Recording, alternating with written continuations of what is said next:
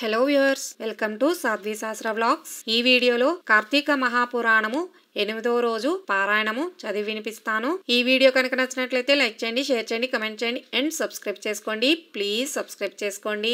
కార్తీక మహాపురాణము 8వ రోజు పారాయణము. వశిష్ఠ మహర్షి జనక మహారాజుతో, ఓ జనక నరేంద్ర, కార్తీక మాసములో ఎవరైతే హరిముందర నాట్యమును చేస్తారో వాళ్ళు శ్రీహరి ముందర నివాసులవుతారు.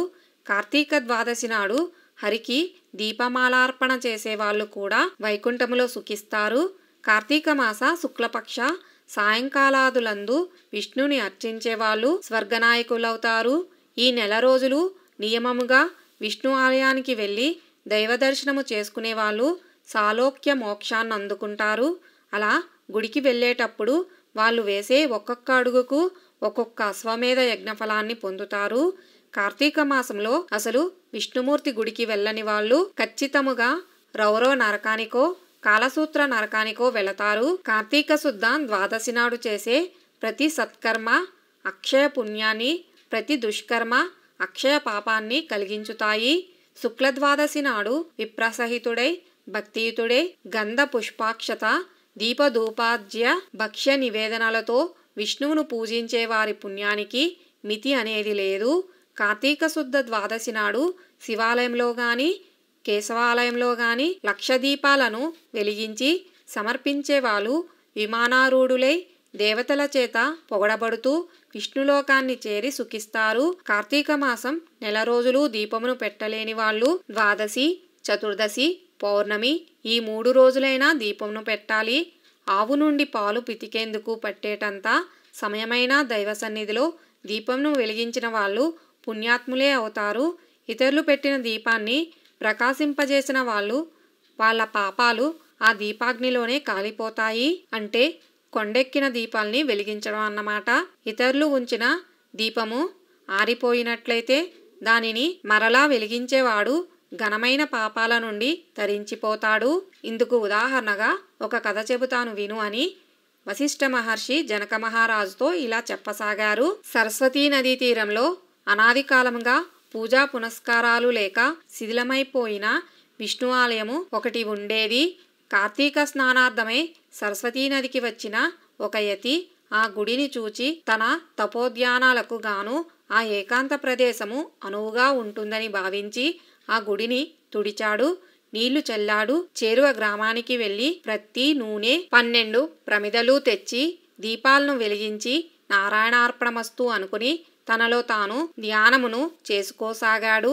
ఈ యతి ప్రతిరోజు ఇలా చేస్తూ ఉండగా కార్తీక శుద్ధ ద్వాదశి నాటి రాత్రి బయట ఎక్కడా ఆహారం దొరకకపోవడం వలన ఆకలితో తన కడుపులోనే ఎలుకలు పరిగెడుతున్న ఒక ఎలుక ఆ గుడిలోనికి వచ్చి ఆహారాన్వేషణలో విష్ణు విగ్రహానికి ప్రదక్షిణముగా తిరిగి మెల్లగా దీపాల దగ్గరకు చేరినది.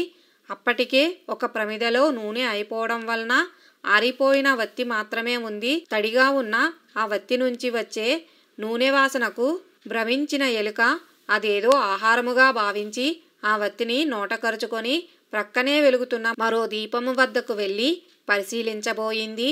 ఆ పరిశీలనలో అప్పటికే నూనెతో బాగా తడిసి ఉన్న ఆ ఆరిపోయిన వత్తి కొన వెలుగుతున్న వత్తి అగ్ని సంపర్కమై ఉండడంలో ఎలుక దాన్ని వదిలివేసింది.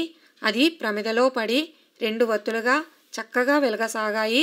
రాజా, కార్తీక శుద్ధ ద్వాదశి నాడు విష్ణు సన్నిధిలో ఒక యతీంద్రుడు పెట్టిన దీపము ఆరిపోగా అదే విధముగా ఎలుక వలన మళ్లీ ప్రజ్వలితమై తన పూర్వపుణ్య వసాన ఆ మూషికము ఆ రాత్రి ఆ గుడిలోనే విగతదేహి అంటే మృతి చెంది దివ్యమైన పురుష శరీరాన్ని పొందడం జరిగింది.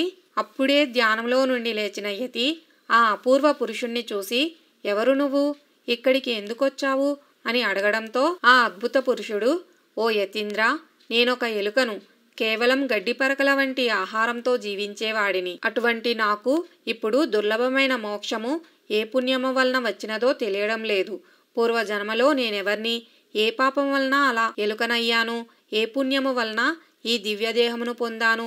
తపస్సంపన్నుడివైన నువ్వే నన్ను సమాధానపరచగలవు. దయగలవాడివై వివరించు, నేను నీ శిష్యుణ్ణి అని అంజలి ఘటించి ప్రార్థించాడు. ఆ యతి తన జ్ఞాననేత్రముతో సర్వాన్ని దర్శించి ఇలా చెప్పసాగాడు. తిలసమేతముగా దానిపై నేతితో దీపాన్ని వెలిగించి విష్ణార్పణం చేసి పునగుడిలోకి వెళ్ళి పురాణ కాలక్షేపం చేయసాగారు.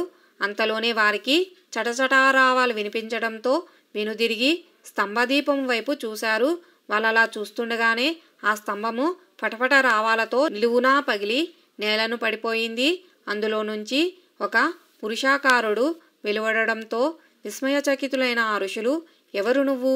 ఇలా స్థానువుగా ఎందుకు పడి ఉన్నావు? నీ కథ ఏమిటో చెప్పు అని అడిగారు.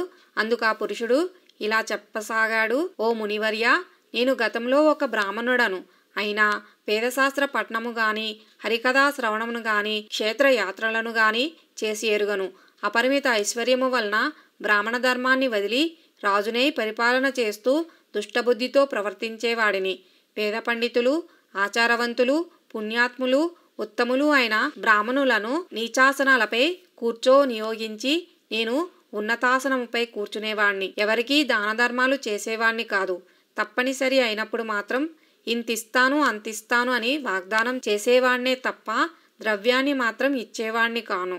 దేవబ్రాహ్మణ ద్రవ్యాలను స్వంతానికే ఖర్చు చేసుకునేవాణ్ణి. తత్ఫలితముగా దేహాంతాన నరకగతుడనై అనంతరము 52,000 మార్లు కుక్కగాను, 10,000 సార్లు కాకిగాను, మరో 10,000 పర్యాయాలు తొండగాను, ఇంకో 10,000 సార్లు విష్టాసినైన పురుగుగాను, 1,000,000 జన్మలు చెట్టుగాను, గత 1,000,000 జన్మలుగా ఇలా మొద్దువలెను పరిణమించి కాలమును గడుపుతున్నాను.